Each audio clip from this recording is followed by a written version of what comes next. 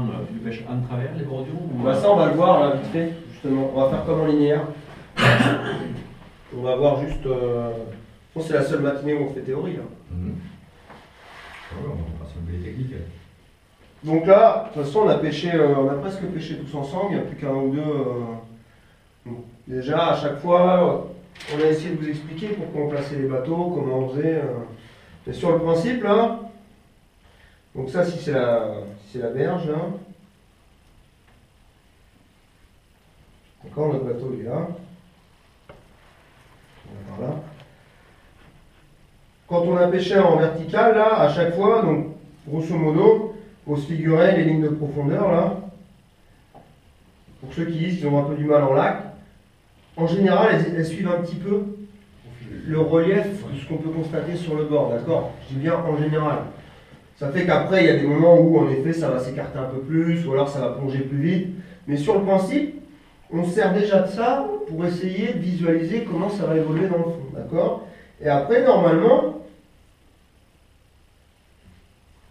grosso modo, on a notre fourchette de profondeur qu'on a déterminée comme étant bonne, ou pas, d'accord? Si on ne l'a pas déterminée au début de notre bateau, ben on lui fait faire ça, un petit peu, d'accord?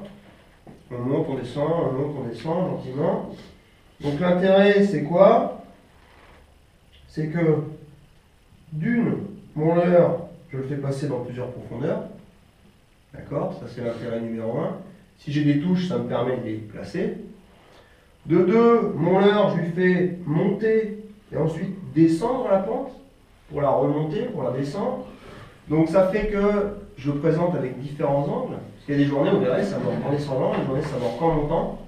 Donc l'intérêt de ce type de prospection, c'est que je vais varier les plaisirs. Et, dernier intérêt, vous avez dû le remarquer, quand celui qui est devant il tourne, lui, son leurre est ralenti. Par contre, celui qui est derrière accélère.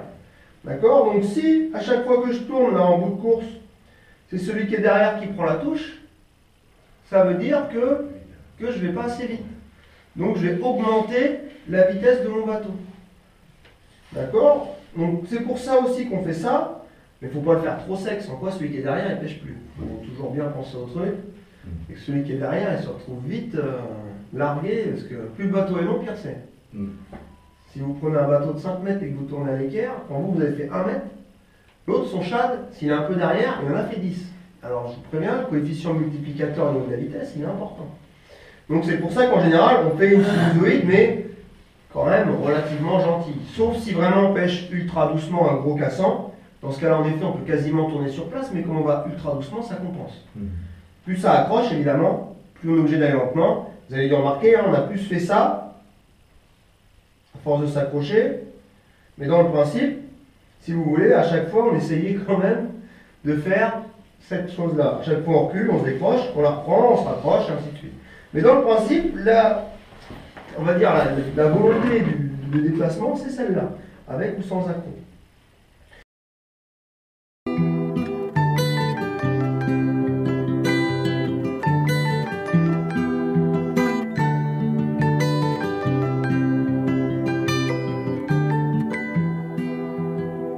Well, you only need the light when it's burning low. Only miss the sun when it starts to snow. Only know you love her when you let her go. Only know you've been high when you're feeling low. Only hate the road when you're missing home. Only know you love her when you let her go. And you let her.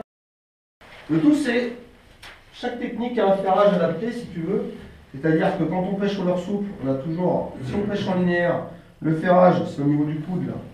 Tu as vraiment cette notion, tu vois, de balancier autour du coude. Alors que quand tu pêches au poisson nageur, si tu veux, c'est plus une torsion au niveau du torse. C'est que tu dois accompagner avec l'ensemble, si tu veux, de ta masse sur la canne. Si tu fais que comme ça au poisson nageur, ça marche pas bien. Si tu fais vers le haut, comme ça, c'est pas bien. Il vaut mieux avoir un balayage latéral pour les faire, tes poissons. Et là, tu verras, tu auras moins de soucis. Et en vertical, c'est tout l'inverse. En vertical, on ouvre le bras, comme ça, et avec toujours vers l'avant du bateau. Pour additionner la vitesse du bateau à celle de ton mouvement et bien résorber justement la petite courbe que fait ta presse là, tu es obligé de faire ça. Si tu fais ça, comme ça, ce qui se passe, c'est que forcément à un moment, il y a un contre-coup qui va aller dans ta tête plombée qui est lourde là, et comme tu n'as pas assez d'amplitude, ta tête plombée elle va rebasculer, tu prends 3 coups de tête décrochés. Ça c'est systématique.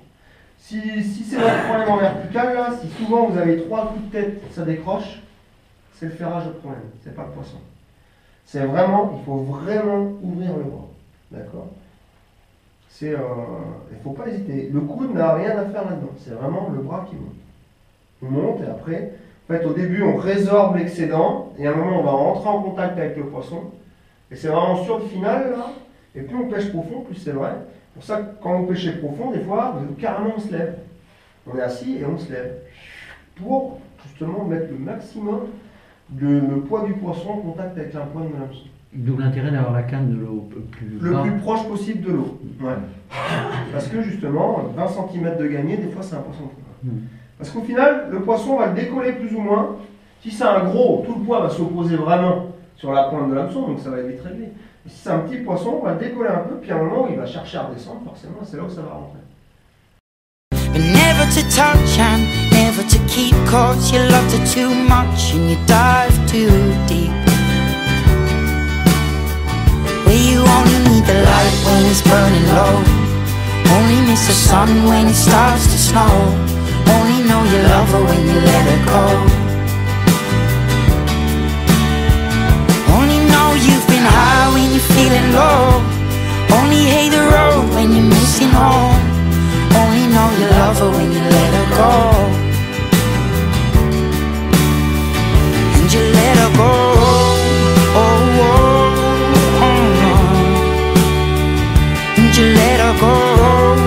Oh, oh, oh, oh. Will you let her go?